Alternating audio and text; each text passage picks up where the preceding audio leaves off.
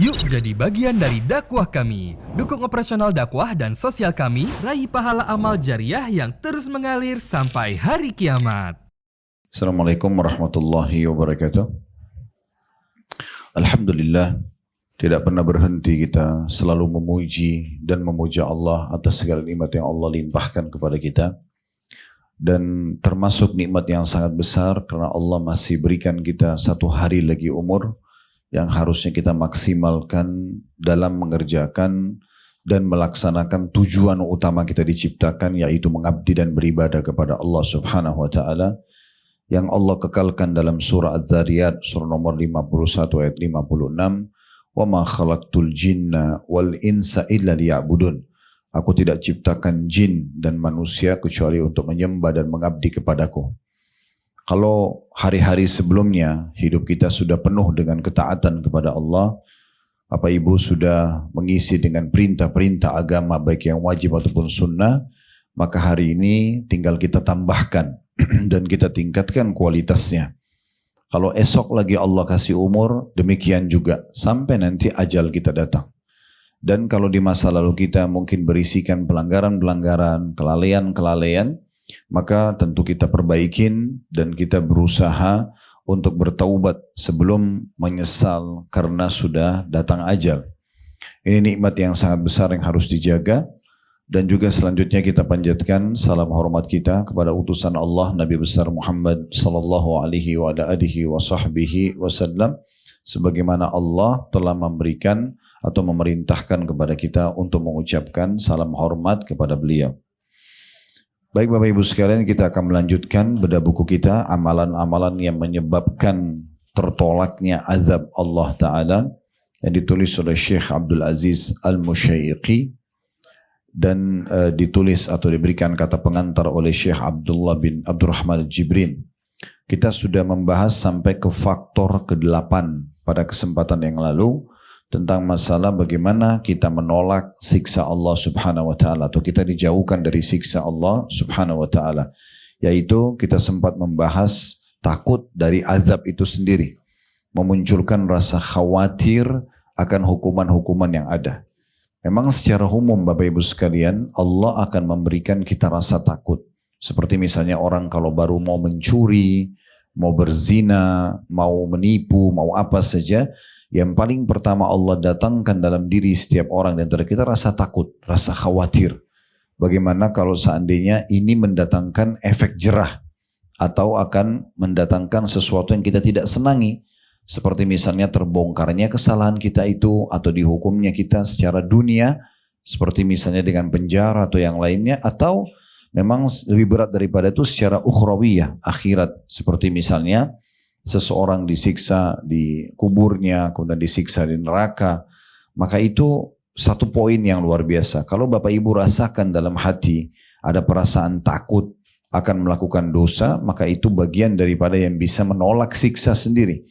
Nah, kita sudah panjang lebar jelaskan beberapa lembar ya, dari poin itu dari halaman 78 sampai 86 pada kesempatan yang lalu. Sekarang kita akan masuk insyaAllah, maaf di poin terakhir juga saya ingatkan yang lalu, tidak boleh seorang muslim itu merasa aman dari siksa Allah ya. Jadi tidak boleh kita merasa, oh ya nggak apa-apa deh, saya juga tidak dihukum kok misalnya, dan terus dia melakukan pelanggaran. Ini pemahaman harus diluruskan. Karena kalau kita membiarkan dalam diri kita syaitan membisikkan itu, maka akan tentu mengganggu ya, karena membuat kita terbiasa untuk terus dengan pelanggaran tersebut, dan sesuatu yang sudah dijadikan kebiasaan itu menjadi hal yang biasa bagi kita, tidak lagi sesuatu yang berat. Ya, seperti misalnya orang kalau sekali bohong ada rasa takutnya sebenarnya, tapi kalau dia biarkan terus menerus maka akan menjadi sebuah pola hidup dia, dan akhirnya dia tidak takut lagi dengan hukuman yang akan datang pada perbuatan dosa tersebut. Padahal bisa saja permasalahan yang dia hadapi selama ini dalam hidupnya justru bersumber dari dosa tadi. Baik, kita akan masuk insyaAllah ke faktor ke-9 yang bisa menolak siksa Allah Subhanahu wa ta'ala, yaitu mensyukuri nikmat. Dan ini bab yang sangat agung sekali untuk dibahas. Tentu mungkin kita kalau begitu baca judulnya, oh iya syukur nikmat saya sudah tahu, misalnya mengucapkan Alhamdulillah. Tapi permasalahannya terlalu banyak orang di antara kita yang menyepelekan masalah ini. Bahkan tidak melakukannya. Bahkan tidak melakukannya. Tiap hari Allah subhanahu wa ta'ala berikan kita makanan, minuman, oksigen, air. Apakah per item itu sudah kita syukuri? Padahal sebenarnya perintah dalam agama harusnya semua yang Allah berikan sebagai nikmat kita syukuri. Karena kalau kita tidak syukuri, tidak berterima kasih pada Allah, maka dianggap kita kufur nikmat. Maka kita dianggap kufur nikmat. Dan pada kesempatan ini kita akan lebih panjang lebar membahas tentang masalah bagaimana sebenarnya syukur itu. Ada hal-hal bahkan ya kadang-kadang yang itu merupakan hal yang tidak disukai oleh manusia, tapi sebuah nikmat yang besar. Saya pernah singgung ini di beberapa pertemuan kita yang lalu, tapi sekarang saya ingatkan kembali. Misal rasa lapar yang kita rasakan setiap harinya. Kalau ada orang ditanya, apakah Anda ingin lapar? Maka dia akan jawab tentu tidak. Karena bagi manusia lapar itu tidak nyaman. Begitu juga dengan haus misalnya. Begitu juga dengan capek misalnya. Begitu juga dengan sakit misalnya. Ya. Atau apa saja dalam bentuk ujian-ujian yang datang. Padahal sebenarnya kalau kita menggunakan kacamata iman, ya, ini adalah sebuah nikmat yang besar. Karena kalau ibu dan bapak tidak lapar, maka mungkin makannya biasa saja. Coba kalau kita lapar, dia akan menjadi sebuah kendaraan atau perangkat terbaik untuk menikmati makanan tersebut. Karena kita jadi tahu nilainya. Kita jadi tahu nilai makanan tersebut. Karena dengan lapar jadi enak makannya. Ya, kadang-kadang mungkin hanya dengan nasi, tempe sama sambal, lahap sekali orang makan kalau lapar. Punya nilai. Tapi kalau kita lagi kenyang, dihidangkan makanan semewah apapun, kita biasa saja. Kan gitu. Begitu juga dengan pada saat kita haus atau dahaga. Kalau kita lagi haus, kita pasti akan pesan secara khusus minta air es misalnya. Atau minuman dingin. Dan kita begitu menikmatinya pada saat tenggorokan kita kering tadi, dibasahi oleh minuman yang dingin tadi. Tapi kalau kita lagi tidak haus misalnya, mungkin ditanya, Bapak Ibu mau minum apa? Kita masih punya banyak opsi. Apa ya kira-kira? Karena lagi tidak haus. Begitu juga dengan pada saat kita dari pagi, ya misalnya kita tidur terus. Pagi tidur, siang tidur, sore tidur misal. Ya. Malam hari dalam kondisi dia sudah banyak tidur. Disuruh tidur lagi kira-kira mau tidur gak Bu? Orang sudah tidak mau tidur. Tapi kalau dari pagi dia beraktivitas. Mulai habis subuh dia bekerja, beraktivitas segala macam lah apa yang dia lakukan. Apakah itu pekerjaan rumah, pekerjaan kantor, aktivitas dia pribadi. Sampai malam hari. Dan dia dalam kondisi capek sekali. Kita akan temukan di saat itu tidur akan punya makna sekali. Orang yang capek kemudian dia tidur itu lelap sekali. Dan terasa nikmat luar biasa tidur itu.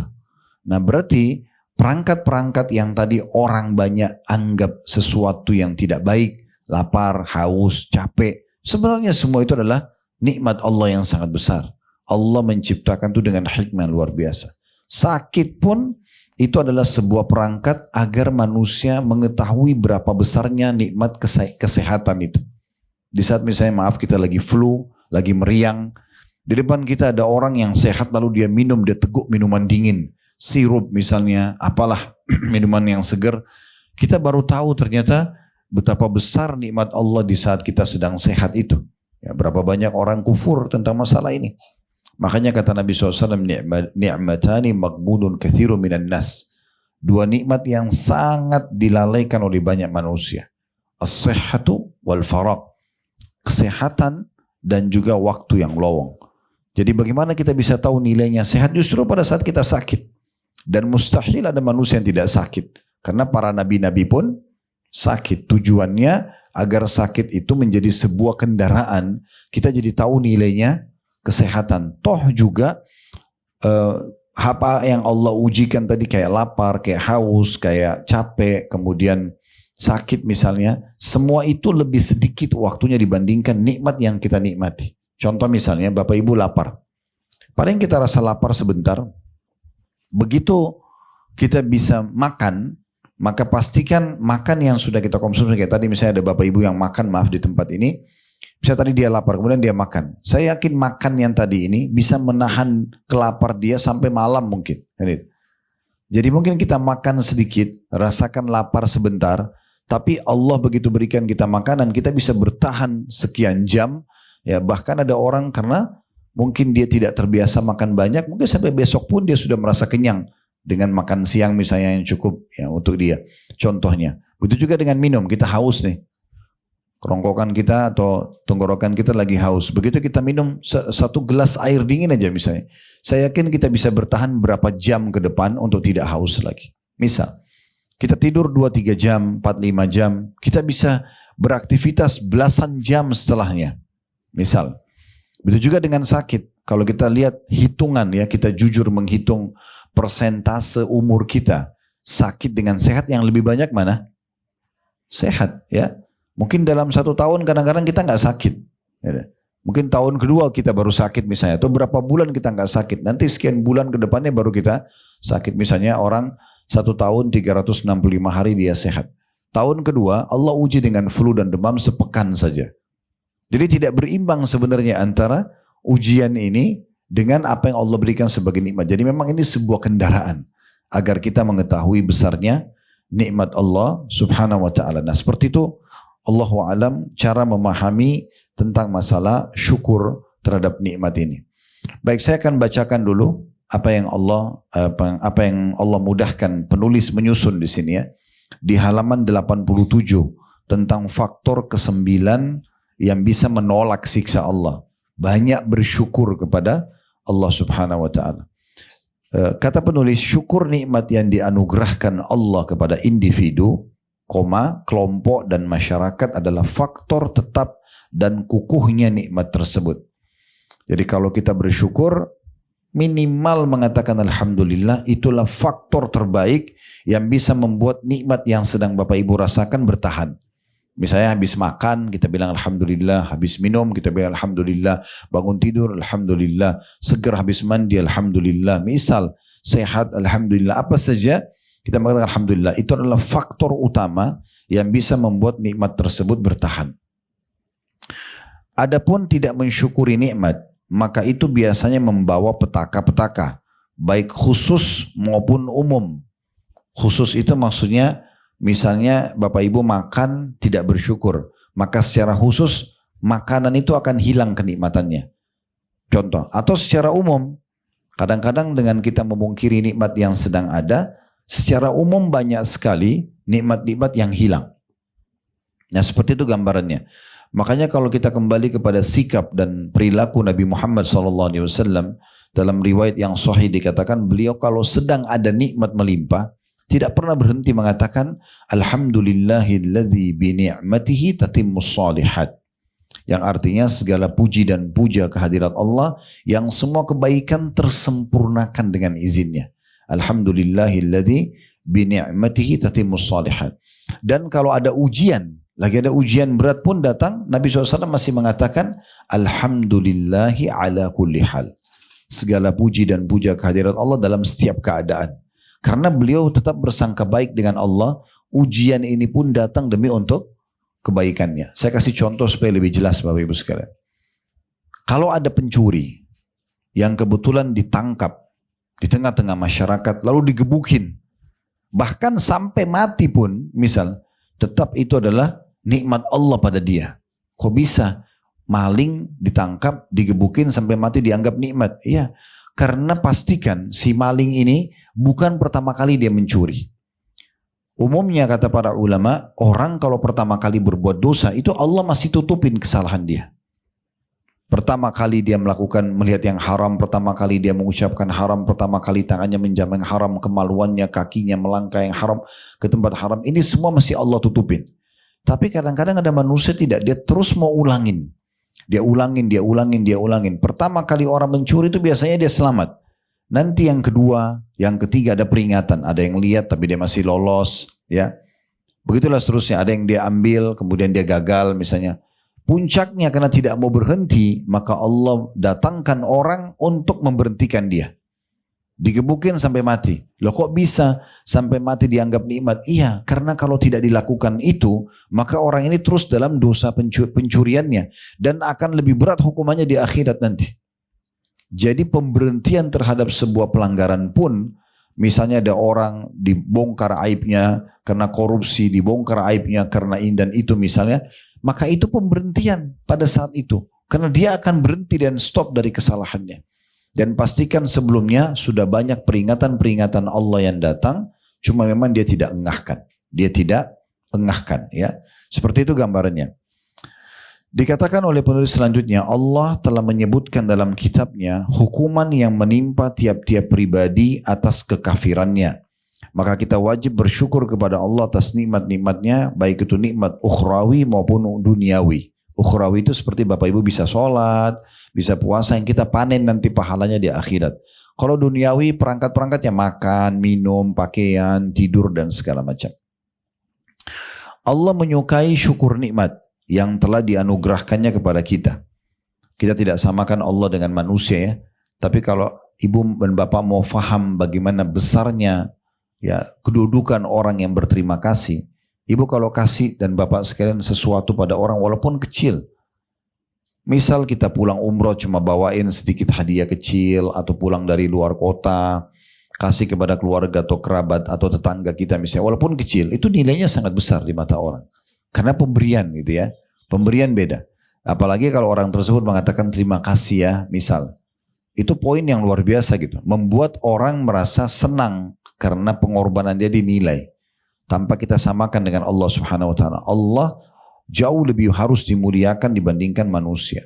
Allah ingin nikmat yang Allah berikan kepada kita kesehatan, kesempatan, pasangan hidup, anak-anak, apalah harta, pakaian, makanan, minuman segala macam.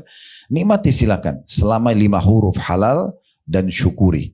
Bilang saja alhamdulillah. Susahnya apa gitu ya. Tapi banyak orang tidak mengucapkan kata-kata itu. Bahkan mungkin dalam sehari beberapa kali dia diberikan makan dan minum bisa dihitung jari dia mengatakan alhamdulillah. Ini sebuah nikmat yang besar. Makanya saya berbagi sebuah tips sederhana Bapak Ibu sekalian. Kalau Anda mau makan, Anda sudah tahu harus membaca bismillah. Karena kata Nabi SAW, semua perkara yang tidak mulai dengan bismillah maka akan diangkat keberkahannya. Misal. Dan Nabi SAW berkata kepada seorang sahabat, Samillah wa qul biyaminik. Sebutlah nama Allah setiap kali mau makan dan minum dan makanlah dengan dan minumlah dengan tangan kananmu. Maka kita kalau mulai bismillah dapat pahala misalnya. Dan saya sarankan ibu dan bapak mengeluarkan suara walaupun kecil. Hanya kita yang dengar. Bismillah misalnya ya. Saya selalu ingatkan anak-anak di rumah. Bahkan istri saya pun saya ingatkan gitu. Kalau sudah mau masuk suapin makanan, Bismillah. Jangan kita anggap diri kita sudah baca padahal sebenarnya belum. Ya. Kata Nabi SAW, siapa yang lupa baca Bismillah, maka dia harusnya mengucapkan pada saat ingat Bismillahi awwalahu wa akhirah. Bismillah di awal dan akhirnya. Karena itu akan membuat syaitan memuntahkan makanan yang sudah dicuri olehnya. Kita disuruh baca itu. Bismillah. Kemudian kalau selesai bilang Alhamdulillah. Misal. Juga sama. Keluarin suara kita. Walaupun kecil. Alhamdulillah misalnya. Ya, kita syukuri nikmat tersebut. Karena kadang-kadang kita pikir kita sudah bersyukur padahal sebenarnya belum kita ucapkan. Kita enggak ucapkan itu. Sayang sekali. Ya. Sementara banyak sahabat memberikan kepada kita contoh karena inginnya mengejar pahala bismillah dan alhamdulillah.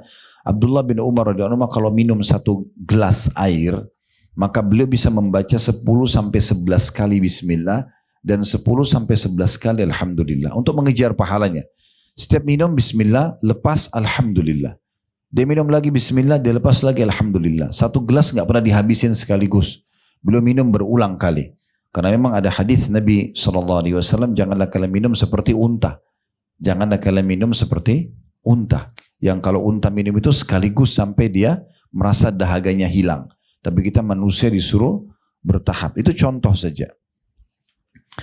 Kemudian dikatakan Allah menyukai si syukur nikmat yang telah dianugerahkannya kepada kita. Di antara nama-nama Allah, N-nya besar. Nama-namanya maksudnya Allah, yaitu Asy-Syakur, yang maha mensyukuri. Yakni yang memberi pahala banyak atas amal yang sedikit.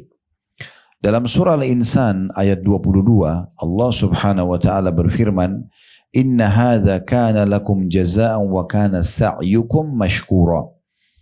Tentang nanti kalau kita terima balasan amal kita hari kiamat, Allah berfirman, inilah balasan untukmu. Dan segala usahamu diterima dan diakui oleh Allah. Allah itu zat yang paling cepat dan detail dalam menilai syukur kita. Sekecil apapun Bapak Ibu syukuri, itu balasannya besar. Allah tidak akan balas Bapak Ibu sekalian satu kali syukur dengan mempertahankan satu kali makan. Ya, Allah tidak pernah balas satu dibalas dengan satu. Tapi umumnya dibalas berlipat-lipat dari apa yang kita biasa lakukan. Allah itu kalau memberikan rezeki, innallaha yarzuqu man yasha' bighairi hisab. Allah kalau memberikan rezeki kepada seseorang maka tidak ada lagi hitungannya. Oleh karena itu kita tidak perlu berhitung-hitung ya kepada Allah subhanahu wa ta'ala. Sabda Nabi SAW kepada Asma binti Abi Bakar radhiyallahu anhuma pada saat mengajarkan kepada perempuan ini bagaimana harusnya seseorang bersedekah di jalan Allah sebagai tanda syukurnya kepada Allah, maka Nabi SAW mengatakan la tuki fayukillahu alaiki. Jangan pernah kau perhitungan di jalan Allah karena nanti Allah juga perhitungan dengan kamu. Kasih saja dan tidak usah lihat siapa penerimanya, tapi kita sedang menilai hubungan kita dengan Allah subhanahu wa ta'ala. Allah datangkan keluarga, Allah datangkan tetangga, Allah datangkan orang miskin atau orang mampu pun. Pada saat mereka bisa kita bantu, maka transaksi kita sama Allah dan bukan sama orang tersebut. Nah ini poin juga yang harus kita fahami baik-baik dalam masalah syukur itu. Ya, karena syukur ini dianggap sederhana oleh banyak orang, tapi sebenarnya ya dia berefek sangat besar. Selain pahalanya melimpah, juga dia akan menjadi penyebab tadi sudah kita katakan di judul kita menolak siksa Allah SWT. Nanti akan lebih banyak penjelasan di poin-poin setelahnya. Lalu dikatakan di paragraf selanjutnya di halaman 88 Bapak Ibu sekalian, setelah ayat tadi surah Al-Insan ayat 22, D-nya besar kata ganti Allah, mengabarkan bahwa dia telah menyempurnakan nikmatnya, N-nya besar juga kata ganti Allah atas kita, baik zahir maupun batin. Nabi memerintahkan kita agar memohon kepada Allah pertolongan untuk senantiasa berzikir dan bersyukur kepadanya seusai tiap-tiap solat. Yaitu masing-masing kita mengucapkan Allahumma inni ala dzikrika wa syukrika wa husni ibadatik. Ya Allah, berilah pertolongan kepadaku untuk selalu menyebut namamu, bersyukur kepadamu, dan beribadah kepadamu dengan baik atau sempurna. Ada footnote nomor 29 di bawah Musnad Imam Ahmad jilid 5 halaman 244. Dasarnya Bapak Ibu sekalian hadis ini adalah Nabi SAW pernah membonceng berdua dengan seorang sahabat namanya Mu'adz bin Jabal radhiyallahu anhu di atas tunggangan. Kemudian Nabi SAW mengatakan, wahai Mu'adz, sungguh saya benar-benar mencintai kamu karena Allah. Ya, oleh karena itu saya sarankan jangan pernah tinggalkan selepas sholat baca ini. Allahumma inni, ya Allah tolong aku. Ya, karena kalau tanpa pertolongan Allah kita tidak akan mungkin melakukan ala zikrika, selalu berzikir kepadamu, wa syukrika, bersyukur atas nikmatmu, wa husni ibadatik, dan memperindah ibadah untukmu. Lalu para menulis, di mana syukur nikmat adalah faktor bertambahnya kenikmatan, sedangkan kufur nikmat adalah faktor berkurangnya nikmat dan turunnya azab. Jadi pilihannya cuma dua. Bapak Ibu syukur bertambah. Bapak Ibu kufur berarti dosa. Gitu. Kita tidak mau mengakui nikmat Allah subhanahu wa ta'ala. Salah satu ciri orang yang bersyukur Bapak Ibu sekalian, setiap kita ketemu, kalau kita tanya gimana kehidupannya, gimana ininya, selalu alhamdulillah. Salah satu ciri orang kufur nikmat, setiap kita ketemu yang ada semuanya kekurangan. Ya suaminya atau istrinya semuanya kekurangannya disebut, ya pembantunya, ya kendaraannya, ya cuaca, ya apa saja. Semuanya bagi dia itu adalah kurang. Sehingga tidak ada yang disyukuri. Semuanya kurang. Dan Nabi SAW sudah mengajarkan kepada kita dalam sebuah hadis beliau, kalau mau bersyukur supaya nikmat itu bertambah dan akhirnya kita tidak kufur yang bisa datangkan azab, lihatlah orang yang di bawah kita. Selalu itu. Bapak Ibu duduk sejenak di rumah, lagi santai, renungi baik-baik. Dan coba perhatikan betapa banyak orang yang masih punya cacat fisik misalnya. Di mana kita tidak. Matanya buta, telinganya tuli, lisannya bisu misalnya, tangannya patah, apalah ya. Atau mungkin dia stroke ya. Atau mungkin dia meninggal lebih muda daripada kita. Atau mungkin keadaan ekonominya kurang. Mungkin keadaan rumah tangganya lebih kurang dari kita. Dan seterusnya ya. Dan kita jangan melihat justru orang yang di atas kita. Lihat orang yang di atas ini seperti Bapak Ibu selalu melihat mobilnya orang yang lebih bagus, rumah yang lebih bagus. Sehingga kita kufur, kita memperkecil nikmat itu. Dan ulama menganjurkan setiap muslim agar memperbesar nikmat Allah. Walaupun itu kecil. Contoh misalnya kita bisa memasukkan sesuap makanan aja ke mulut, kita besarkan nikmat itu. Alhamdulillah, lisan saya masih bisa membedakan rasa manis dan asin seketika. Makanan itu masih bisa dinikmati dan masih bisa melewati tenggorokan dan tenggorokannya tidak sedang bengkak misalnya. Kita kalau masih mau nambah pengen masih bisa nambah misalnya. Masih ada uang bisa membelinya dan segala macam hal. Rentetan dari satu nikmat itu banyak sekali. Maaf Bu ya dan Bapak sekalian, saya kasih contoh yang lain. Kita bisa buang air besar, buang air kecil, sebuah nikmat yang tidak terhingga. Bayangkan kalau kita nggak punya rasa itu. Kita nggak tahu kapan kita harus buang air besar, buang air kecil, dan kapan kita harus berhenti. Itu sebuah nikmat yang mungkin tidak pernah dipikirkan oleh banyak orang. Kalau kita tidak tahu, maaf, kapan kita mules, maka kita mungkin bisa sembarangan buang air di jalanan, ya. Dan itu memalukan dan memilukan tentunya. Tapi Allah berikan nikmat rasa itu juga sebuah nikmat yang mungkin banyak manusia pungkiri. Begitu juga dengan selesainya. Kita bayangkan kalau kita tidak tahu kapan kita harus selesai, mungkin kita akan duduk berjam-jam di WC. Begitu juga dengan rasa lapar, kita tahu kapan kita makan dan ada rasa setelahnya, oh cukup udah gak bisa lagi lebih dari ini. Itu juga sendiri nikmat yang besar yang harusnya kita syukuri. Kita bisa membedakan hal tersebut. Hidung kita ini Allah ciptakan perangkatnya dengan urat-urat sarafnya bisa bedain wangi dan busuk seketika. Bagaimana kalau pas Allah uji dengan hidungnya sumbat, flu, gak bisa bedain. Ya. Tidak bisa tahu ini bau atau tidak bau misalnya. Contoh. Dan seterusnya. Lisannya masih belum bisa.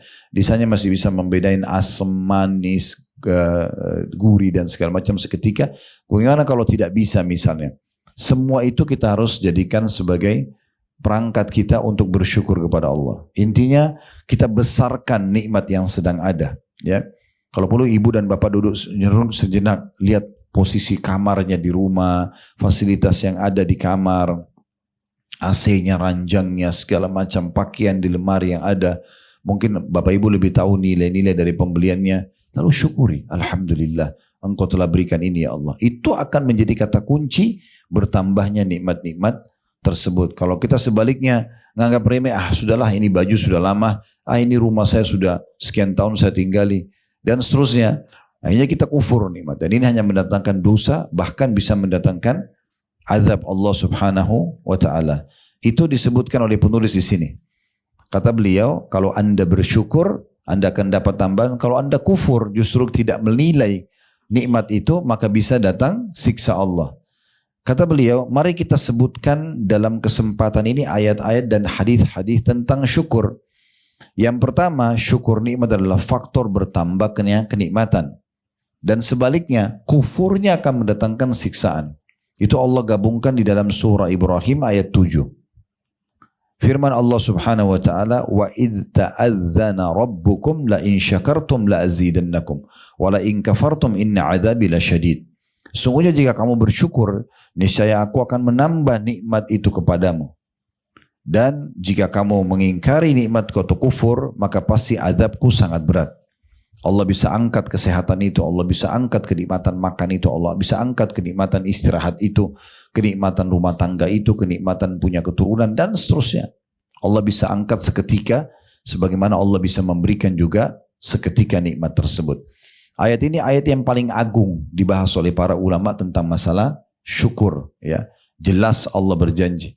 Kalau Bapak Ibu sedang interaksi dengan seseorang, tokoh masyarakat terpercaya misalnya, dia bilang, kalau kamu berterima kasih padaku, aku akan naikkan jabatanmu. Aku akan berikan ini dan itu misalnya. Saya yakin kita akan berlumba-lumba untuk mengucapkan terima kasih. Contoh yang lain, kalau ada seorang guru di sekolah, Bapak Ibu sekalian, dia bilang sama murid-muridnya, siapa yang setiap ketemu saya bilang terima kasih Pak Guru, terima kasih Bu Guru, saya akan tambah nilainya. Kira-kira seperti apa nanti murid-muridnya? Mereka setiap ketemu pasti berterima kasih. Kan gitu. Kalau seorang pimpinan atau pemilik perusahaan mengatakan pada bawahannya, siapa yang setiap kali masuk kantor lihat saya bilang terima kasih, saya akan tambah gajinya akhir bulan. Saya yakin mereka akan berlumba-lumba. Itu manusia bisa ingkari janji. Kalau Allah tidak akan ingkari janji. Allah kekalkan dalam Al-Quran, innallaha la yukhliful mi'ad. Allah tidak pernah pungkiri janjinya. Tinggal nikmatin dan bersyukur. Masalahnya apa? Kita tidak mau bersyukur kepada Allah subhanahu wa ta'ala. Ini ayat yang paling agung tadi saya bilang karena menggabungkan dua-duanya. Bapak Ibu bersyukur ditambah kalau kufur disiksa, kan gitu. Karena di situ dikatakan dan kalau kufur maka azabku sangat pedih. Yang kedua, dia Allah memerintahkan kepada para rasulnya dan orang-orang mukmin agar bersyukur. Sedangkan Allah tidak memerintahkan kecuali kewajiban yang penting saja. Jadi berarti karena Allah perintahkan untuk bersyukur berarti dia adalah sebuah kewajiban. Di dalam Al-Quran dalam surah Al-Mu'minun ayat 51 Allah subhanahu wa ta'ala berfirman, Ya ayyuhar rusulu kulu minat tayyibati wa'amalu salihah.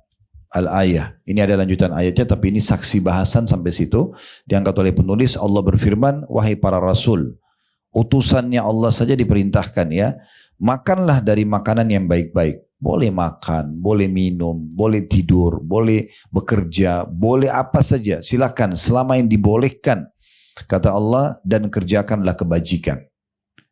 Maksudnya di sini adalah kerjakan kebajikan, kata sebagian ulama adalah balas nikmat itu justru dengan patuh kepada Allah. Itu tanda syukur kepada Allah subhanahu wa ta'ala.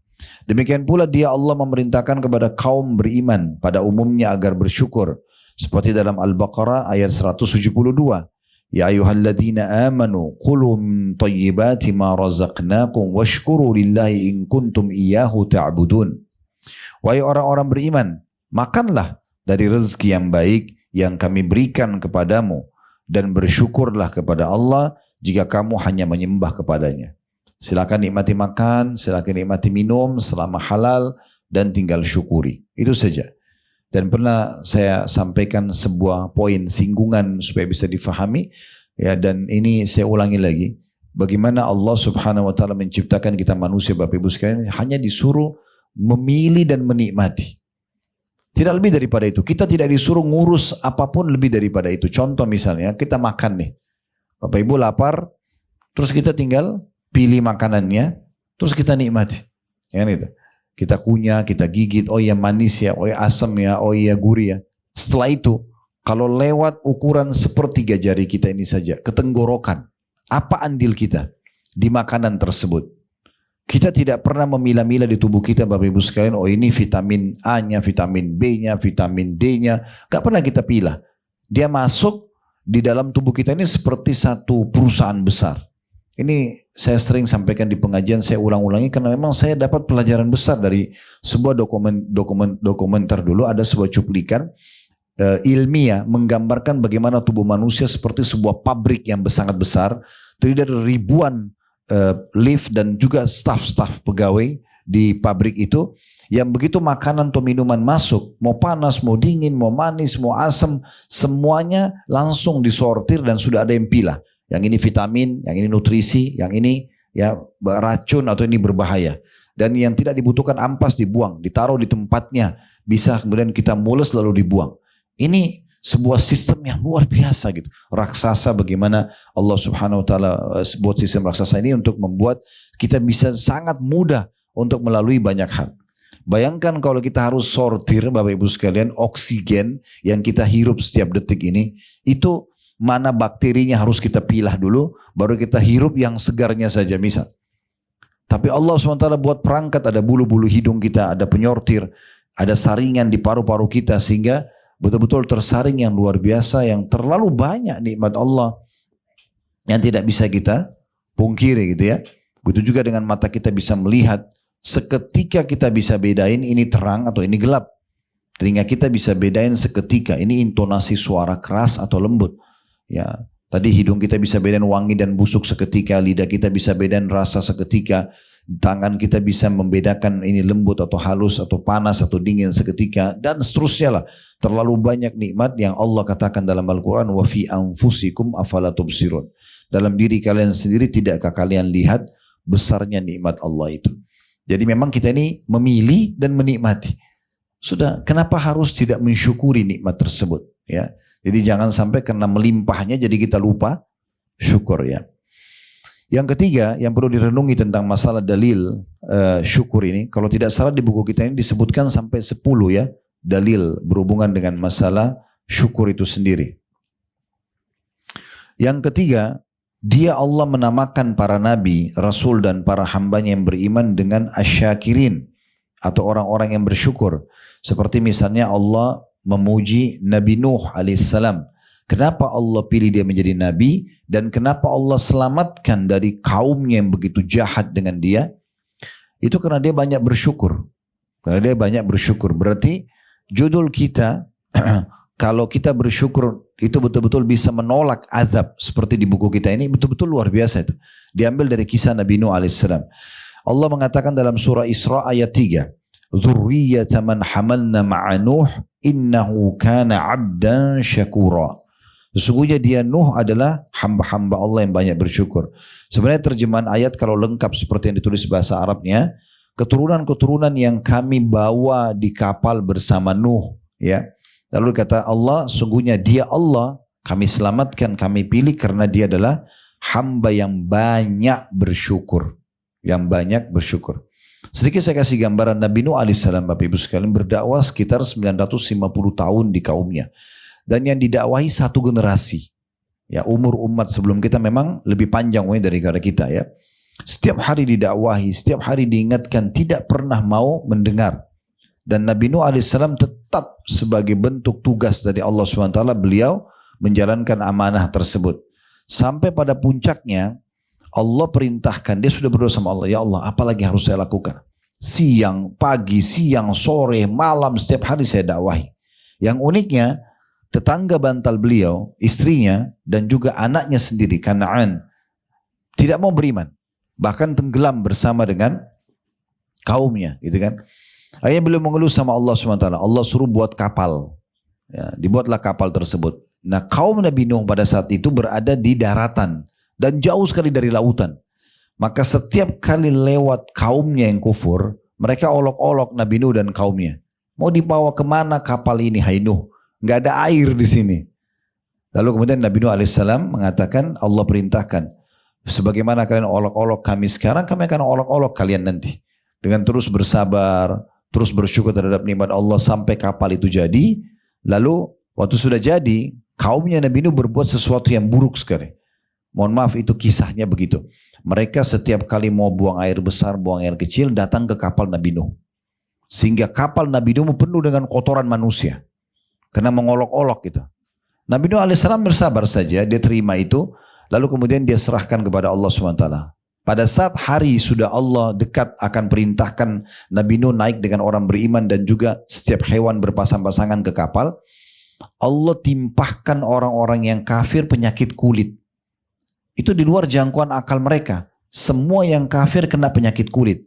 Mereka coba berobat dengan segala macam obat, tidak bisa sembuh. Sampai ada satu orang di antara mereka, maaf, lagi buang hajat di kapal Nabi Nuh, kepleset jatuh di kotoran mereka sendiri. Di kumpulan kotorannya yang penuh di kapal. Begitu dia keluar, penyakit kulitnya sembuh. Orang yang kafir ini sembuh. Dia begitu pulang di kaumnya bilang, kamu dari mana berobat? Kok bisa sembuh? Karena satu negeri semua kena penyakit yang sama. Dia cerita, saya jatuh di kapal tadi, kena kotoran itu. Maka mereka datang, mereka bersihkan kotoran mereka sendiri. Mereka bersihkan kotoran mereka sendiri. Sampai tidak tertinggal secuil pun dari kotoran tersebut, Allah sesuaikan dengan penyakit yang ada. Sehingga akhirnya sembuh penyakit mereka dari situ. Setelah kapal itu bersih sekali, karena mereka butuh kotoran mereka sendiri, gitu kan. Akhirnya barulah Allah SWT perintahkan Nabi Nuh untuk naik bersama dengan kaumnya yang beriman, gitu ya. Ini semua karena rasa syukurnya kepada Allah SWT, Allah selamatkan dia dari kejahatan orang-orang, gitu ya. Yang keempat, pujian Allah kepada Ibrahim alaihissalam sebagai orang yang bersyukur. Dari tadi Nabi Nuh yang bersyukur. Sekarang Nabi Ibrahim alaihissalam yang bersyukur. Sebagaimana Allah kekalkan dalam surah An-Nahl ayat 120 sampai 121. Inna Ibrahim kana ummatan qanitan lillahi hanifan wa lam yakun minal musyrikin. Syakiran li an'umih ijtabahu wa hadahu ila siratim mustaqim. Sungguh Ibrahim adalah seorang imam yang dapat dijadikan tauladan. Jadi kalau mau belajar, bisa belajar dari sejarah juga Nabi Ibrahim alaihissalam yang merupakan kakeknya Nabi Muhammad alaihissalam. Sifatnya dia sangat patuh kepada Allah dan hanif. Hanif itu lurus, tidak pernah bengkok-bengkok dalam keyakinannya. Dan dia bukanlah termasuk orang-orang musyrik atau yang menyekutukan Allah. Dia banyak mensyukuri nikmat-nikmat Allah. Allah telah memilihnya dan menunjukinya ke jalan yang lurus. Karena dia banyak bersyukur, Allah tunjuki dia ke jalan keselamatan. Jadi ciri justru nabi-nabi ini selamat dan dipilih sebagai nabi karena mereka banyak bersyukur. Karena mereka banyak bersyukur. Yang kelima, Bapak Ibu sekalian, banyak dari para rasulnya, N-nya besar kata ganti Allah, dan para hambanya yang beriman memohon pertolongan agar diberi kekuatan untuk bersyukur. Di antaranya ini terutama yang sudah sampai 40 tahun. Doa ini jangan ditinggal. Karena ayat ini mengajarkan kita untuk dibaca terutama di saat 40 tahun. Karena kalau 40 tahun itu berarti menandakan sudah 40 tahun nikmat Allah kita nikmati. Kan umur kita yang sebenarnya itu yang sudah berlalu ya. Itu umur kita sebenarnya. Misalnya ada di sini yang hadir 40 atau 50 atau 60 tahun pun umurnya. Berarti itulah umur kita yang sebenarnya sudah kita nikmati. Kedepannya kita nggak tahu nih. Berapa detik, berapa hari kita nggak pernah tahu. Kalau kita sudah 40 tahun berarti kalau sama itu 40 tahun ke depan 80 tahun. Allahu a'lam. Kita tidak tahu masih hidup atau tidak. Maka dianjurkan sekali untuk membaca doa ini. Allah sebutkan dalam surah An-Naml ayat 19 ya. Rabbi, ini tentang Nabi Sulaiman alaihissalam. Beliau bersyukur kepada Allah. Rabbi auzi'ni an ashkura ni'mataka allati an'amta alayya wa ala walidayya wa an a'mala salihan tardah. Ya Rabbku, berilah aku ilham untuk tetap mensyukuri nikmatmu yang telah engkau anugerahkan kepadaku. Maksudnya berikan aku kesempatan tidak lalai untuk selalu bersyukur dalam setiap keadaan terhadap nikmatmu kepadaku. Dan juga yang telah engkau berikan kepada kedua orang tuaku atau ibu bapakku. Dan agar aku dengan syukur itu bisa mengerjakan amal saleh yang engkau ridhoi. Amal saleh yang engkau ridhoi. Saya akan coba cek sekarang di sini soalnya di buku kita tidak ditulis ada ayat yang lain. Untuk bersyukur di umur 40 tahun ya. Ini tentu bersyukur setiap saat tapi yang membaca doa ini terutama yang 40 tahun ya. Itu jangan sampai luput. Surah Al-Ahqaf ayat 15. Di surah nomor 46 ya, ayat 15. Ini coba direnungi baik-baik bagaimana Allah Subhanahu wa taala memerintahkan di sini kalau kita harusnya bersyukur kepadanya ya.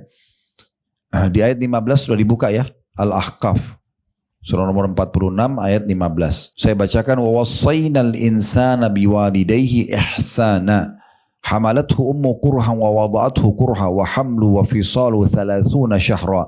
Hatta idza balaga ashudda wa balaga 40 sanatan qala rabbi auzi'ni an ashkura ni'mataka allati an'amta alayya wa ala walidayya wa na'mala salihan tardahu wa aslih li fi dhurriyyati inni tubtu ilaika wa inni minal muslimin. Ya, sebelum saya baca ayatnya di surah An-Naml tadi sebelumnya ya, surah nomor 29 ayat 19 tadi yang di buku kita itu tentang doa Nabi Sulaiman alaihissalam. Di sini itu Nabi Sulaiman bersyukur. Di sini yang Al-Ahqaf surah nomor 46 ayat 15 ini untuk kita, perintah Allah SWT untuk kita orang-orang yang beriman. Kami perintahkan kepada manusia terjemahannya ya, supaya berbuat baik kepada kedua orang tua ibu bapaknya. Ibunya mengandungnya dengan susah payah dan melahirkannya dengan susah payah pula. Ini nggak perlu dijelaskan, tentunya kita sudah tahu sama-sama ya. Mengandungnya sampai menyapinya adalah 30 bulan. Sehingga apabila dia dewasa dan umurnya sudah mencapai 40 tahun, dia berdoa. Nah ini doanya, ya Tuhanku, tunjukilah aku untuk mensyukuri nikmat yang telah engkau karuniakan untuk berikan kepadaku dan kepada ibu bapakku. Maksudnya di sini bisa bermakna karena ibu bapakku telah membesarkanku, ya, telah memberikan aku kesempatan untuk sekolah, untuk apalah segala macam itu ya.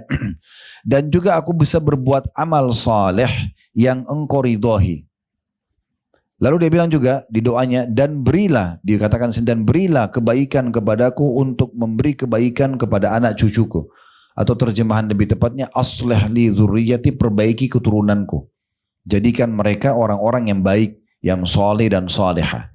Jadi di sini kalau kita lihat perbedaannya, antara surah An-Naml di buku kita, surah nomor 29 ayat 19, doa Nabi Sulaiman hanya sampai di wa an a'mala salihan tardah, dan aku berbuat amal soleh yang engkau ridhoi. Tapi kalau di Al-Ahqaf ayat 4, surah nomor 46 ayat 15 ditambah wa aslih li fi dzurriyyati, dan tolong perbaiki keturunanku. Ya, berarti di sini kalau kita umumnya kalau kita sudah 40 tahun, anak-anak itu berarti umurnya juga sudah lebih besar, bukan lagi bayi ya, biasanya begitu umumnya. Maka kita minta agar diperbaiki keadaan mereka supaya mereka lebih dekat kepada Allah Subhanahu wa taala. Saya juga sarankan Bapak Ibu sekalian di dalam doa usahakan salah satu yang Bapak Ibu mohon, minta agar jangan sampai keturunan kita terjerumus di dosa yang pernah kita terjerumus. Ya. Jadi kita jadikan doa, ya Allah jangan sampai ya, keturunanku terjerumus dalam dosa yang pernah hamba-Mu lakukan. Apa saja yang pernah kita lakukan, supaya mereka justru menjadi lebih baik dari kita. Dan kita menutupi kesalahan kita itu justru dengan meminta agar Allah perbaiki keturunan kita. Karena kita tidak bisa, kalau hanya kemampuan kita yang kita andalkan tidak akan mampu memperbaiki dan menjaga, juga mengawasi anak-anak. Tapi doa memohon kepada penciptanya anak-anak itu jauh lebih mampu untuk menjaga mereka tentunya ya. Jadi kita minta agar Allah memperbaiki keturunan kita. Sesungguhnya aku telah bertobat kepada Engkau dan sesungguhnya aku termasuk orang-orang yang berserah diri. Jadi ini kalau yang pegang bukunya bisa ditambahkan di situ, ditulis Bapak Ibu sekalian ya. Di poin ke-6 selain surah An-Naml ayat 19 ditulis di sebelahnya juga baca Al-Ahqaf dalam kurung surah nomor 46.2 ayat 15 gitu ya. Kemudian poin ke-6, syukur itu diiringkan dengan amal-amal saleh. Seseorang tidak disebut sebagai orang yang bersyukur kecuali dengan amal. Nah, saya mau kasih gambaran Bapak Ibu sekalian. Kalau seandainya Bapak Ibu sedang mengajukan sesuatu kepada atasan di perusahaan. Ini maaf, saya bukan katakan Bapak Ibu seorang pegawai. Saya mau kasih contoh.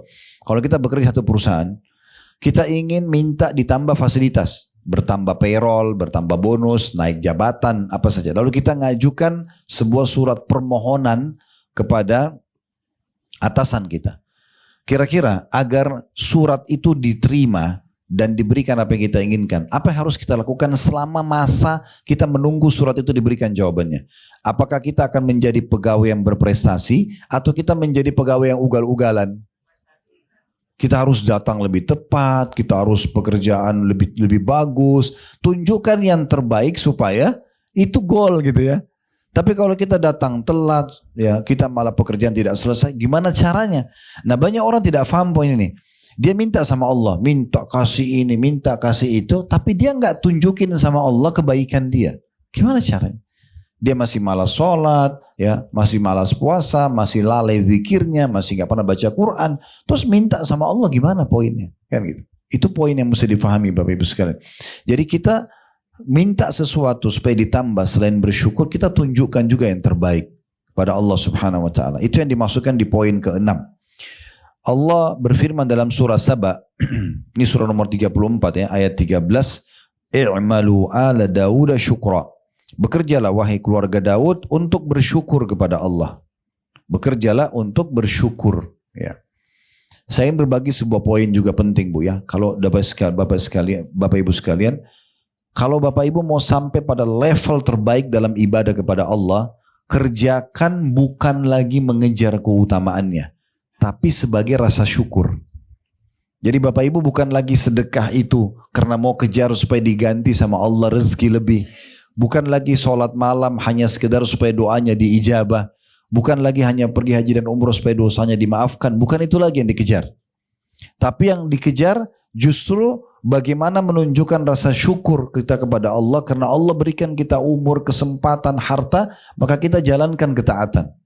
Inilah makna daripada jawaban Nabi SAW dalam hadis Bukhari kepada istrinya tercinta Aisyah radhiyallahu anha.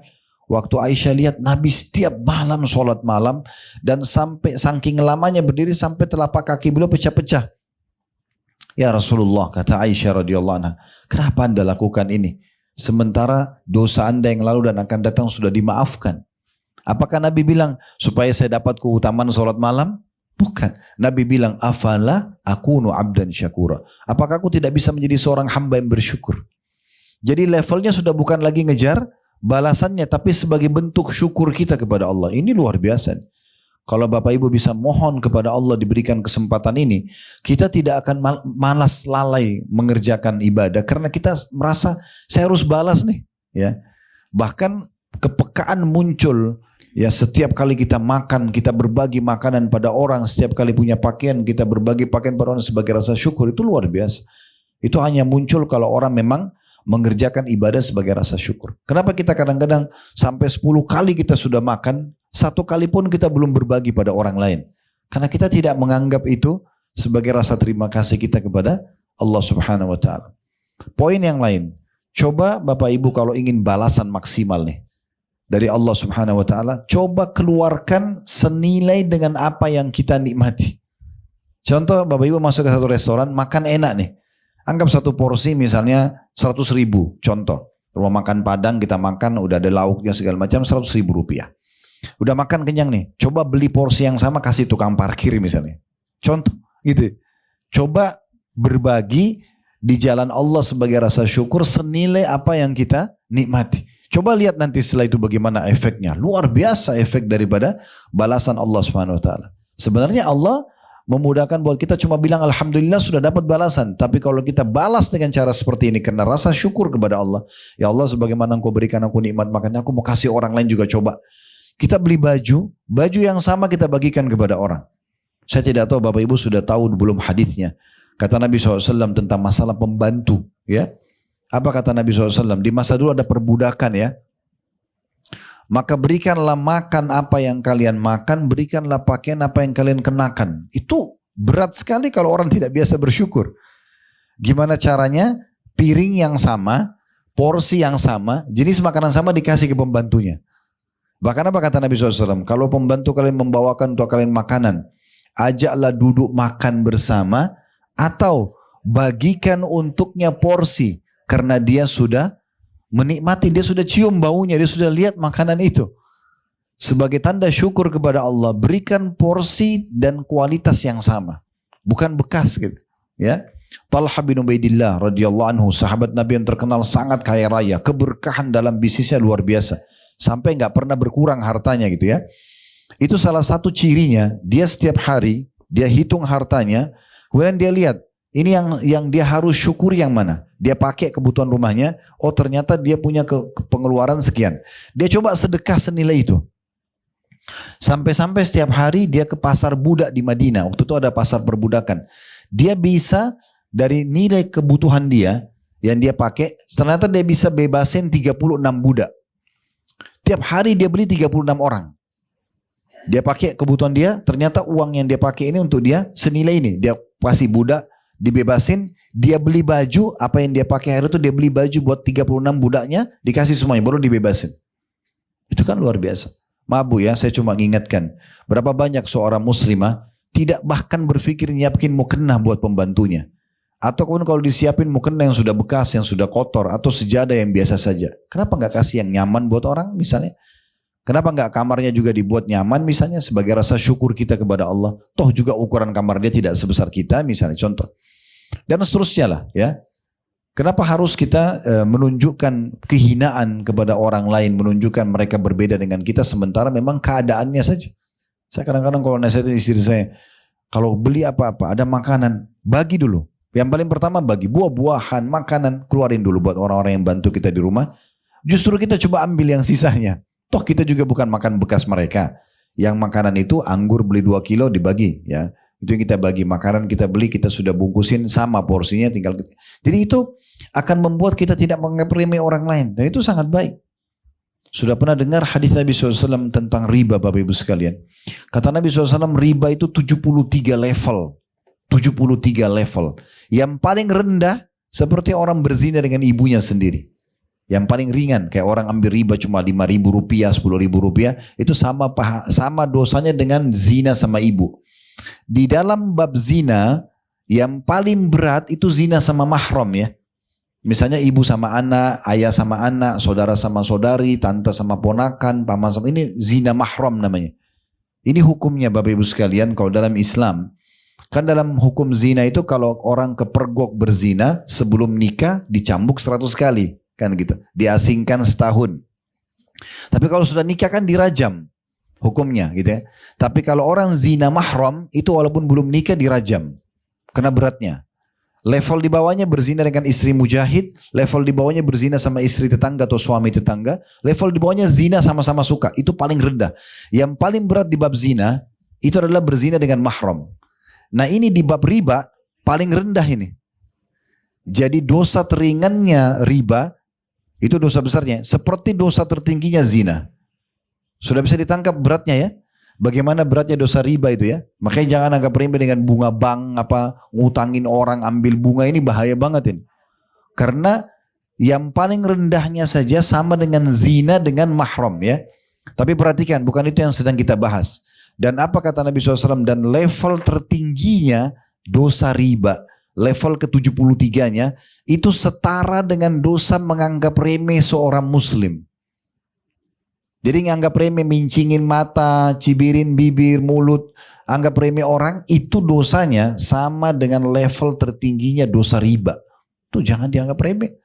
Nganggap remeh pembantu, nganggap remeh sumir, nganggap remeh orang yang tetangga lebih miskin, atau apalah ya. Itu bahaya sekali. Ya. Jadi kalau Allah berikan kelebihan fisik, paras wajah, kekayaan, justru syukuri dan makin tawadhu, merendah karena Allah SWT. Apa kata Nabi SAW? Man tawadhu lillah rafa'allah. Orang yang merendah karena Allah, Allah akan tinggikan, muliakan. Bukan kita hina ya, bukan hinakan diri. Merendah itu artinya tidak merasa bangga dengan itu. Kalau perlu tinggal di mana Bapak Ibu sekalian, ada rumah yang Allah amanahkan. Kendaraannya mana? Itu yang Allah amanahkan. Supaya kita tidak, ini mobilku. Ini kunya ini bahaya sekali. Ya, rumahku ini. Sudah lihat belum itu? Misal. Bukan tidak boleh ya, takutnya masuk ke bab itu ya. Berapa banyak orang yang Allah balik keadaannya, hari ini mungkin dia lebih tinggi derajatnya secara duniawi, besok Allah balik 5-10 tahun ke depan orang lain lebih tinggi daripada dia, kan gitu. Nah ini juga poin-poin yang harus kita ya nilai. Itu di poin ke-6 ya. Artinya kita bekerja justru untuk bersyukur kepada Allah Subhanahu wa ta'ala. Sudah saya katakan tadi, level tertinggi dalam ibadah justru kita kerjakan bukan lagi hanya sekedar mengejar keutamaannya, tapi kita sebagai rasa syukur kepada Allah Subhanahu wa ta'ala. Dan jangan lupa tadi poin juga ya, kalau Bapak Ibu mau sampai puncak terbaik dalam bersyukur, justru berbagi dengan apa yang kita nikmatin ya, porsi makanan tadi, pakaian dan seterusnya. Poin ketujuh yang harus difahami tentang masalah ini adalah orang-orang yang bersyukur adalah kelompok minoritas. Memang sedikit orang yang bersyukur itu. Karena kalaupun dipelajari seperti ini, syukur, alhamdulillah saya sudah tahu. Tapi apa dia sudah amalkan? Jadi dia sederhana, tapi masalahnya sedikit orang yang mengamalkan. Sudah kita berikan contoh tadi. Apakah kita sudah bersyukur dengan setiap hembusan nafas kita? Mata bisa melihat, tangan bisa menjamah, kuping kita bisa mendengar. Setiap saat ini harusnya kita bersyukur. Ya, sampai saking banyaknya harus kita syukuri nih Bapak Ibu sekalian. Allah mudahkan kita untuk bersyukur. Kata Nabi SAW dalam tubuh manusia tentang sholat duha gitu kan. Dalam tubuh manusia 360 sendi. Dan sekarang penelitian ilmiah terakhir, saya nonton cuplikannya, itu di Eropa, di Amerika. Mereka orang-orang barat yang belum faham tentang Islam. Mereka memang menemukan sendi manusia, tepatnya itu 360 sendi. Dan Nabi SAW sudah bilang 1400 tahun yang lalu, manusia memiliki 360 sendi. Setiap hari dia harus bersedekah untuk satu sendinya sebagai rasa syukur. Ini sendi sendiri, ini sendi sendiri, ini sendi sendiri, ini sendi semua nih. Banyak sekali pecahan-pecahan sendi kita gitu kan. Kita harus bersyukur setiap sendinya. Artinya kalau kita nilai, Bapak Ibu coba nilai satu sendi, kalau naudzubillah ada orang patah, rusak, anggaplah 1 juta. Satu sendi. 360 berarti 360 juta dia harus sedekah setiap hari supaya sendinya bisa bertahan gitu ya. Apa kata Nabi SAW? Dan Allah menjadikan 2 rakaat sholat duha memenuhi syukur daripada 360 sendi itu. Tapi sebagai syukur di sini, sholat duhanya untuk apa? Untuk syukur. Bukan lagi untuk mengejar keutamaannya di situ. Nah ini yang terbaik kalau kita mau bersyukur kepada Allah Subhanahu wa taala. Dan Allah sudah menyebutkan dalam surah Saba, surah 34 tadi ya, ayat 13, wa qalilun min ibadiyasy syakur, dan sangat sedikit hamba-hambaku yang bersyukur. Karena yang ada keluh kesah. Ya. Apalagi kalau mereka hanya tahu melihat orang yang di atasnya. Selalu melihat orang yang lebih cantik, yang lebih gagah, orang yang lebih kaya, orang yang lebih pintar, orang yang lebih besar rumahnya. Jadi tidak pernah melihat orang yang lebih rendah dari dia, sehingga dia tidak bersyukur. Makanya kata Nabi SAW, saya ingatkan kembali tadi hadis, kalau kalian ingin bersyukur, maka lihatlah orang yang lebih rendah dari kalian, maka itu akan memudahkan kalian bersyukur. Kita punya motor, lihat orang, jangan lihat orang yang punya mobil, kita lihat orang yang masih jalan kaki atau pakai sepeda. Kita punya mobil, anggaplah tahun 2023. Jangan lihat orang yang 2024, tidak bersyukur. Lihat orang yang masih punya mobil 2020, 2019. Kita punya level pendapatan per bulan sekian. Kita lihat orang yang di bawah kita. Berapa banyak orang yang di bawah kita jauh lebih rendah ya nilai pendapatan mereka dan mereka masih bisa hidup. Jangan lihat orang yang di atas kita, atasan kita misalnya, kita tidak akan bersyukur. Nah ini kaidah dasar yang disampaikan oleh Nabi alaihi salatu wassalam. Kemudian selanjutnya yang ke-8, kemaslahatan orang yang bersyukur itu kembali kepada dirinya dan juga masyarakatnya. Jadi kalau dia bersyukur, untuk dia manfaatnya. Allah tidak pernah butuh dengan syukur kita. Allah tidak pernah butuh dengan ibadah kita. Kenapa Bapak Ibu sekalian ada orang banyak sholat, buru-buru, yang penting sudah selesai. Seakan-akan Allah butuh. Demi Allah, Allah nggak butuh dengan sholat Bapak Ibu sekalian. Nggak butuh dengan alhamdulillah kita, nggak butuh dengan maksudnya zikir dan syukur kita. Allah nggak butuh.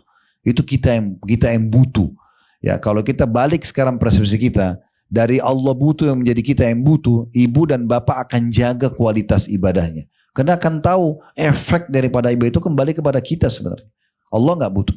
Kalau mulai kita lahir dari bayi sampai salah seorang di antara kita menghembuskan nafas terakhirnya, dia sudah bisa ibadah. Kan kalau bayi belum bisa bicara, belum bisa ibadah. Tapi kalau kita anggap bayi langsung bisa ibadah, bisa berzikir, bisa baca Quran, bisa sholat sampai meninggal, tidak akan berpengaruh terhadap kerajaan Allah dan kekuasaan Allah. Apa kata Nabi SAW dalam hadis Qudsi? Allah berfirman, wahai hamba-hambaku, sesungguhnya amal-amal yang aku perintahkan kepada kalian, aku kembalikan untuk kalian. Manfaatnya buat kita, bukan buat Allah. Allah nggak butuh dengan amal tersebut. Ya. Allah berfirman dalam Al-Quran tentang masalah sembelihan di Idul Adha. La yanalullahu luhumuha wala dima'u walakin yanalut taqwa minkum. Allah nggak butuh darah dan daging hewan itu.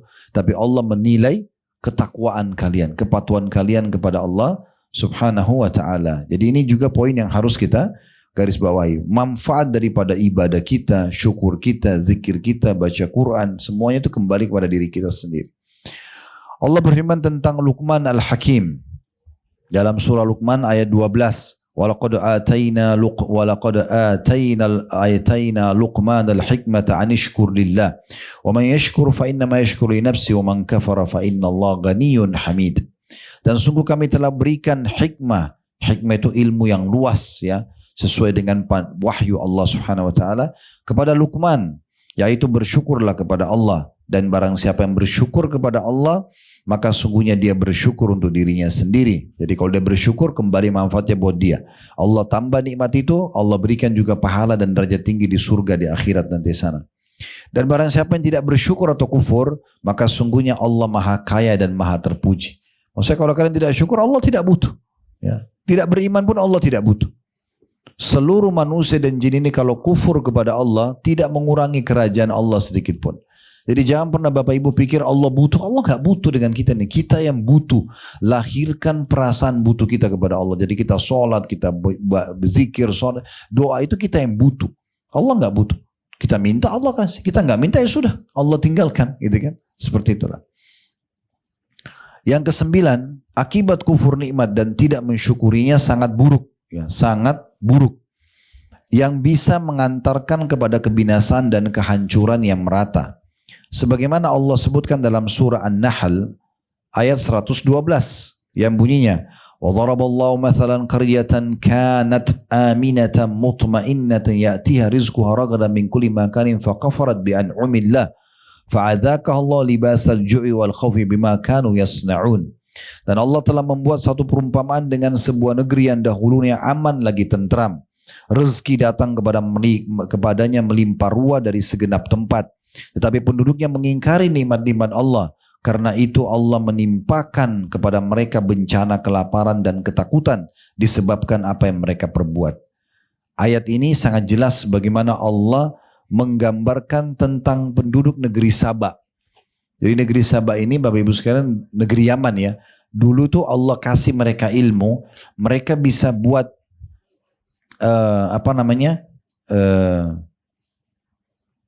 bendungan. Mereka buat bendungan, akhirnya di timur dan barat mereka itu bisa tumbuh buah-buahan, sayur-sayuran sehingga mereka sangat makmur. Lalu satu waktu mereka kufur kepada Allah, keturunan mereka ada yang kufur kepada Allah, Allah hancurkan bendungan mereka dengan datang banjir besar. Kemudian Allah ganti pohon-pohon mereka itu menjadi pohon bidara dan cemara yang tidak bisa menghasilkan apa-apa buat mereka. Itu yang disebutkan oleh penulis ini. Demikian pula apa yang dikisahkan Allah kepada kita tentang kisah Saba atau negeri Saba. Ya. Kemudian yang ke-10, ini mungkin poin yang terakhir, ada yang ke-11 juga ya. Ya. Yang ke-10, syukur itu bisa memalingkan azab. Sebagaimana Allah berfirman dalam surah An-Nisa ayat 147, Allahu bi'azabikum in syakartum wa amantum wa kana Allahu syakiran alima.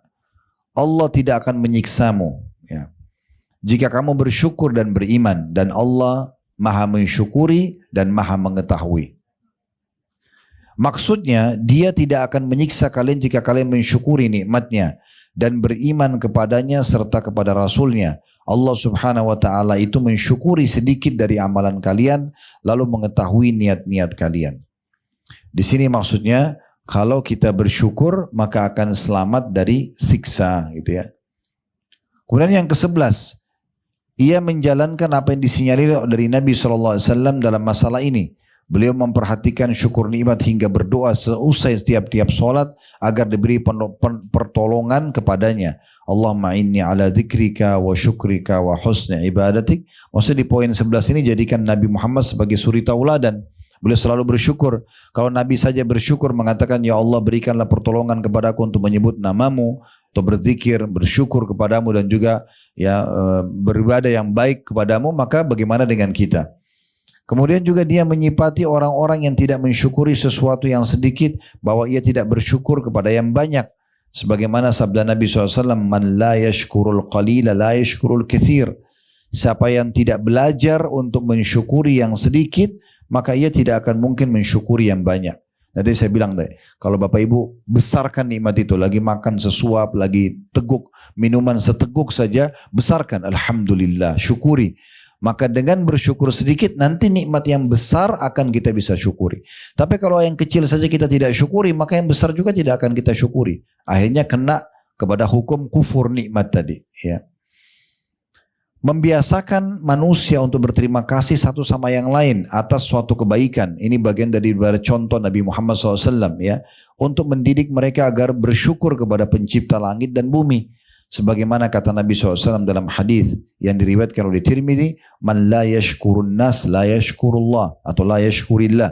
Barang siapa tidak berterima kasih atau bersyukur kepada sesama manusia, maka ia tidak akan berterima kasih kepada Allah. Jadi setiap pemberian orang terima kasih. Tidak ada salahnya suami istri sesekali duduk lalu saling mengucapkan terima kasih. Ya, ucapkan terima kasih. Mungkin sudah sekian tahun pasangan kita berbuat baik dari pelayanan, dari perhatian dan segala macam. Mungkin kita belum pernah berterima kasih padanya, gitu kan? Atau kepada anak-anak kita yang mungkin selama ini sudah coba berbakti misalnya. Atau kepada orang tua kita yang selama ini sudah memberikan peran yang besar dalam hidup kita, atau kepada atasan kita, tetangga kita, sahabat kita, ya. Semua itu penting sekali. Sampai Umar bin Khattab radhiyallahu anhu mengatakan, saya akan berterima kasih seumur hidup saya. Saya akan terus mengenang kebaikan seseorang yang mengingatkan tentang satu kekurangan saya.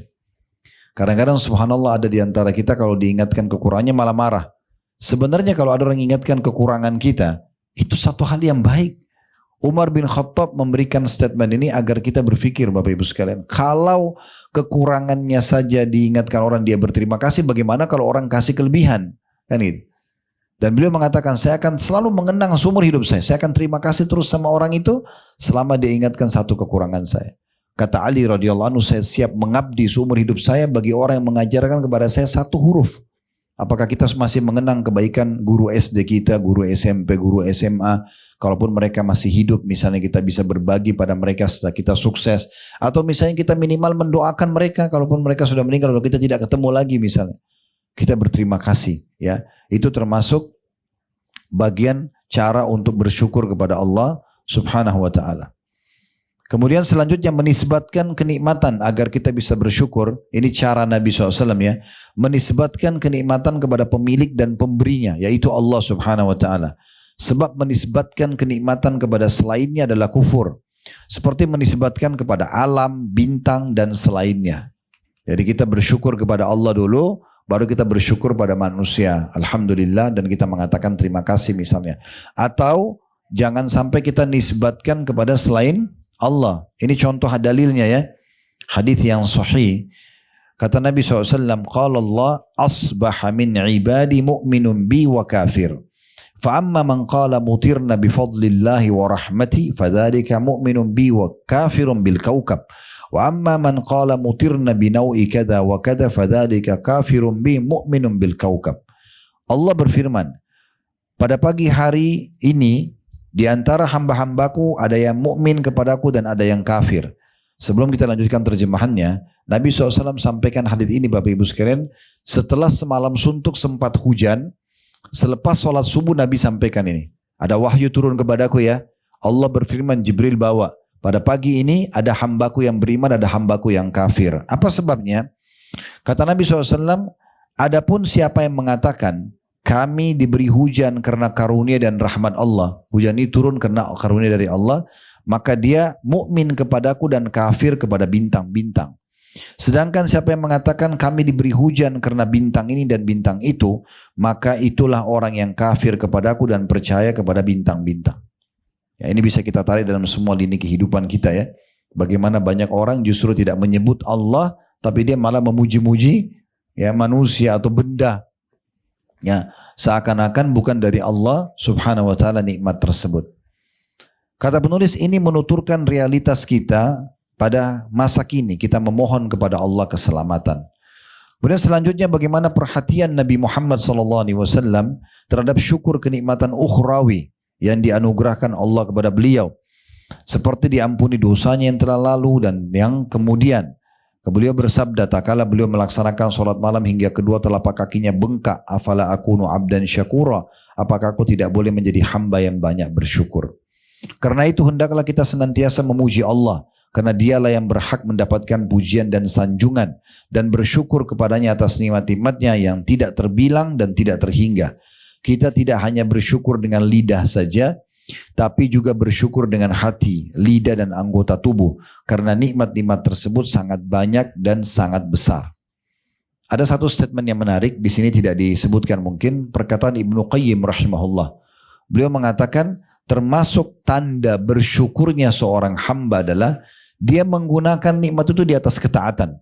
Jadi misalnya Allah kasih kita kesehatan, justru kita pakai untuk beribadah kepadanya. Allah kasih harta justru untuk bersedekah di jalannya atau memenuhi kebutuhan yang dibolehkan. Jadi kita pakai di atas nikmat Allah. Dan termasuk kufur nikmat, menggunakan nikmat itu di atas kemaksiatan. Allah kasih pendapatan tapi malah dipakai judi, dipakai zina, dipakai segala macam, malah kufur. Ya, jadi tidak pantas sesuatu yang baik. Misalnya teman-teman kerja di kantor, dikasih fasilitas. Sangat tidak pantas. Fasilitas mobil misalnya dari kantor, kita pakai untuk pekerjaan yang lain selain kantor itu, tidak berterima kasih namanya.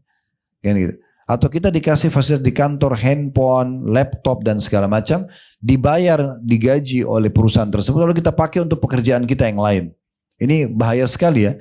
Ini tidak boleh sampai kita menggunakan itu keluar daripada akadnya.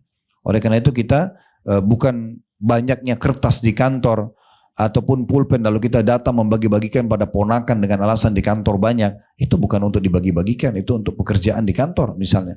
Jadi kita harus hati-hati dalam poin-poin seperti ini. Lalu kemudian selanjutnya dikatakan dalam penutupan bahasan kita tentang hakikat syukur.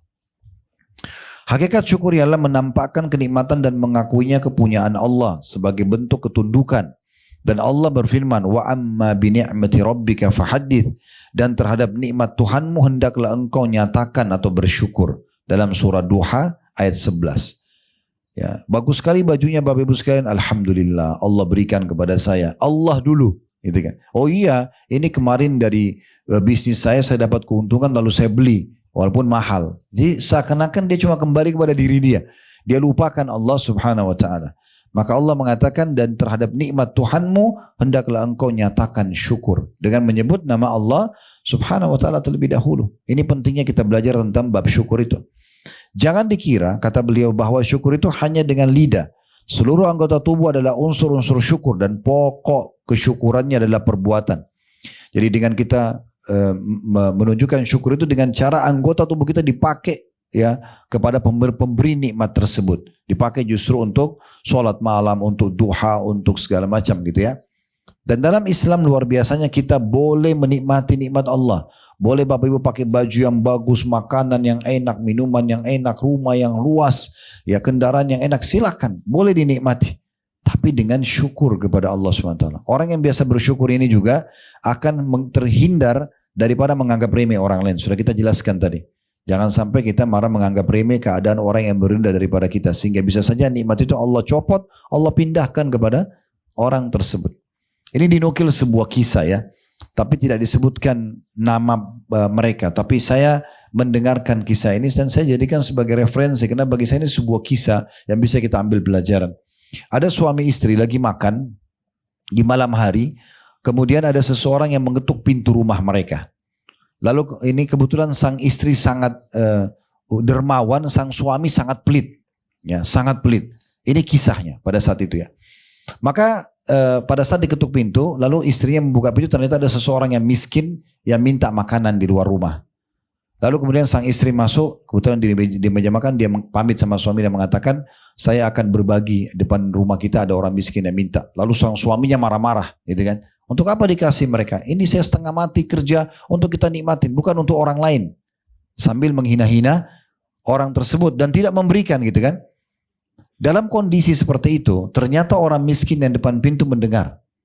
Lalu kemudian dia pun menunggu sang perempuan ini keluar lalu mengatakan, mohon maaf ya suami saya marah dan tidak mengizinkan. Maka laki-laki pun mengatakan tidak masalah, dia pun pergi. Subhanallah, berjalan 10 tahun dari kejadian tersebut. 10 tahun dari kejadian tersebut, ternyata si perempuan ini sudah bercerai dengan suaminya. Ya, dan dia menikah dengan seorang laki-laki kaya. Suami keduanya. Dan suami keduanya ini sangat dermawan. Beda dengan suami yang pertama. Kejadian yang sama terjadi 10 tahun setelah itu. Di rumah yang mewah ini, dia lagi makan malam sama suaminya yang kedua, yang dermawan. Lalu ada orang yang bel, ketok pintu.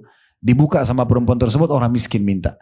Lalu dia datang, lalu dia mengatakan pada suaminya, ada yang datang minta-minta di luar sana. Maka pada saat ya dia buka pintu tadi untuk dia lihat, dia kaget karena yang minta ini mantan suaminya yang pertama. Ya itu kejadiannya begitu. Mantan suami dia yang pertama mengemis dan dia kenal, gitu kan. Kemudian dia masuk, dia bilang sama suaminya, ada orang yang minta-minta makanan di luar. Enggak, dia cuma bilang ada orang yang minta makanan di luar sana. Lalu kemudian suami yang dermawan mengatakan berikan kepada dia. Lalu diberikan, tapi sambil dia ambil makanan, sambil dia meneteskan air mata, ditanya sama suami, kenapa? Dia bilang karena yang minta di luar itu mantan suami saya. Itu pernah menikah sama saya dulu. Kata si laki-laki ini sekarang apa? Dia bilang, apa kamu tahu siapa saya? Dia bilang tidak, saya lah pengemis yang 10 tahun yang lalu. Ya, setelah saya mendengar suami kamu memarah-marahin kamu pada malam itu, saya pun sambil jalan berdoa agar Allah bukakan rezeki buat saya dan supaya Allah berikan yang terbaik buat kamu. Ternyata kamu bercerai dan saya menikah dengan kamu. Begitu gampangnya Allah membalik, keadaan bisa terjadi, bukan mustahil. Ya, jadi jangan sampai kita sebagai bentuk ya hakikat syukur kepada Allah itu, jangan sampai kita anggap remeh pembantu kita, supir kita. Mungkin satu waktu dia berubah, kita tidak pernah tahu. Berubah keadaan tiba-tiba menjadi orang yang sukses gitu ya. Itulah Allah Subhanahu wa taala berfirman. Di sini dikatakan jangan dikira bahwa syukur itu hanya dengan lidah. Seluruh anggota tubuh adalah unsur-unsur syukur dan pokok kesyukuran adalah perbuatan. Sebagaimana Allah berfirman dalam surah Saba ayat 13, "I'malu ala Dawud syukra", bekerjalah wahai keluarga Daud untuk bersyukur. Termasuk syukur ialah tidak menggunakan kenikmatan untuk maksiat. Nah ini jangan sampai kita ada nikmat, ada mobil, ada rumah, ada kesehatan, lalu kita pakai untuk berdosa. Ini termasuk kufur nikmat. Allah kasih mata yang sehat, telinga yang terang, bisa mendengar. dan segala macam, lalu kita jangan pakai pada maksiat. Kalau yang lalu-lalu terjadi, kita tinggal istighfar kepada Allah. Kita berharap Allah maafkan. Setiap kali majelis ilmu seperti ini, tujuannya adalah hari ini ke depan. Bagaimana kita perbaiki. Kalau ada tambahan ilmu yang Bapak Ibu dapatkan, maka diterapkan dalam kehidupan. Bagaimana kita terapkan dalam kehidupan. Dikatakan termasuk syukur ialah tidak menggunakan kenikmatan untuk maksiat. Sebagian orang diberi harta yang banyak lalu ia membelanjakannya untuk kemaksiatan kepada Allah dengan membeli minuman keras, alat-alat musik, seruling dan selainnya. Ia tidak menyadari bahwa Allah akan menanyakan kepadanya tentang harta itu, dari mana mendapatkannya dan untuk apa dibelanjakan. Khusus poin ini Bapak Ibu sekalian, memang ada hadis Nabi SAW ya, tidak akan beranjak kaki seorang hamba hari kiamat sampai ditanya 4. Kita tidak mungkin ke surga, walaupun kita akan ke surga, atau ahli neraka ke neraka, naudzubillah. Kalau ditanya 4, tentang umurnya, tentang ilmunya, tentang masa mudahnya, di mana dia gunakan, dan tentang hartanya. Harta khusus ditanya 2, dari mana sumbernya, kemana dikeluarkan. Jadi bukan hanya sekedar ditanya harta tersebut di mana digunakan, tapi dari mana sumbernya, di mana dikeluarkan. Saya pernah jelaskan ada 4 golongan manusia dalam pendapatan. Yang pertama adalah yang terbaik, sumbernya halal, dikeluarkan pada halal. Dia kerja, dapat sumber halal, dia keluarkan juga untuk halal. Kebutuhan dia, kebutuhan keluarganya, untuk infak masjid dan segala macam, umroh, haji. Ini yang paling terbaik. Halal ke halal gitu ya. Yang kedua, ini dapat pahala setengahnya, dapat dosa setengahnya. Sumbernya halal, dia bekerja atau dia bisa dapat sumber halal. Tapi dia pakai zina, dia pakai judi. Ini setengah pahala, setengahnya dosa. Allah juga akan tanya. Allah balas ini dengan kebaikan, di sini Allah akan hukum dia. Yang ketiga ini buruk, ya, dan tidak diterima sama Allah, dia berdosa, sumbernya haram, dikeluarkan pada halal. Dia dari judi, manipulasi data, korupsi, tapi dipakai umroh, dipakai haji, pakai bantu bakti sama orang tuanya, biaya keluarganya, ini nggak bisa. Ya, karena Allah suci, tidak terima kecuali yang suci. Dan dalam sebuah hadis kata Nabi SAW, tidak ada orang yang berinfak dari harta haram kecuali akan menambah hukuman dan dosa baginya. Jadi nggak bisa itu ya. Kemudian yang terakhir yang paling buruk, sumbernya haram kepada yang haram. Hasil mencuri dipakai zina, dan itu lebih buruk lagi. Maka kita usahakan berada di golongan yang pertama saja. Sumbernya sudah jelas halal, dikeluarkan pada yang halal. Lalu dikatakan jadi syukur itu wajib atas manusia pada umumnya dan atas orang-orang yang ditinggal di negeri-negeri yang makmur pada khususnya. Allah Ta'ala telah mengisahkan kepada kita akibat orang-orang yang kufur nikmat. Ini tentang negeri Saba tadi ya, negeri Yaman. Di surah Saba ayat 15-17. Laqad kana li sab'in fi maskanihim ayah, jannatani ayyamini wa shimal, kulu min rizqi rabbikum washkuru lah, baldatun tayyibatun wa rabbun ghafur. Fa'aradu fa'arsalna alaihim saylal arimi wa baddalnahum bi jannatayhim jannataini dhawatay ukulin khamtin wa athrin wa syai min sidrin qalil. Dzalika jazainahum bima kafaru wa hal nujazi illa al-kafur. Terjemahannya, sungguh bagi kaum Saba negeri Yaman ada tanda kebesaran Tuhan di tempat kediaman mereka. Ini zaman dulu ya, bukan Yaman sekarang. Sekarang namanya Yaman, dulu namanya negeri Saba. Surah nomor 34 dalam Al-Quran, surah tentang Saba. Di ayat 15 dan 17 Allah sebutkan bagaimana Allah berikan nikmat di awal karena mereka beriman dan bersyukur, dan bagaimana Allah angkat nikmat setelah mereka kufur. Sungguh pada kaum Saba ada tanda kebesaran Tuhan di tempat kediaman mereka, yaitu 2 buah kebun di sebelah kanan dan sebelah kiri mereka. Jadi karena Allah kasih mereka ilmu bisa buat bendungan, di timur dan barat negeri mereka itu tumbuh sayur-sayuran, buah-buahan banyak melimpah sekali. Lalu Allah berfirman kepada mereka, makanlah olehmu dari rezeki yang dianugerahkan Tuhanmu dan bersyukurlah kepadanya. Jadi selain makan, alhamdulillah, syukuri. Pakaian, minuman, apa saja biologis yang halal, nikmatin, syukuri. Ya. Lalu dikatakan, negerimu adalah negeri yang baik kalau kau beriman dan bersyukur. Sedangkan Tuhanmu adalah Tuhan yang maha pengampun. Tetapi mereka berpaling. Setelah itu mereka kufur, mereka tidak bersyukur. Maka kami, kata Allah, kirim kepada mereka banjir yang besar. Dan kami ganti kedua kebun di timur dan di barat negeri mereka itu dengan 2 kebun yang ditumbuhi dengan pohon-pohon yang berbuah pahit. Pohon asal dan sedikit pohon sidir. Asal itu pohon cemara. Cemara cuma bisa bernaung ya. Naungannya pun daunnya tidak bisa besar ya. Maka tidak terlalu besar manfaatnya. Dan pohon sidir itu pohon bidara. Kalau bidara itu kan semuanya banyak durinya ya. Demikianlah kami memberi balasan kepada mereka karena kekafiran mereka. Dan kami tidak menjatuhkan azab yang demikian itu melainkan hanya kepada orang-orang yang sangat kafir. Urusan dua kebun di sebelah kanan dan di sebelah kiri setelah sebelumnya syarat dengan buah-buahan yang matang, pemandangan yang indah dan sungai-sungai mengalir berubah menjadi pohon-pohon arak, ya, tarfat dan sidr. Ini pohon cemara, pohon-pohon yang berduri, pohon yang berbuah pahit, yang memiliki banyak duri dan sedikit buah. Hal ini disebabkan kekufuran mereka dan tidak mensyukuri nikmat Allah. Maka jelaslah bagi kita dari apa yang telah lalu bahwa syukur nikmat adalah salah satu faktor terbesar untuk menolak hukuman dari Allah.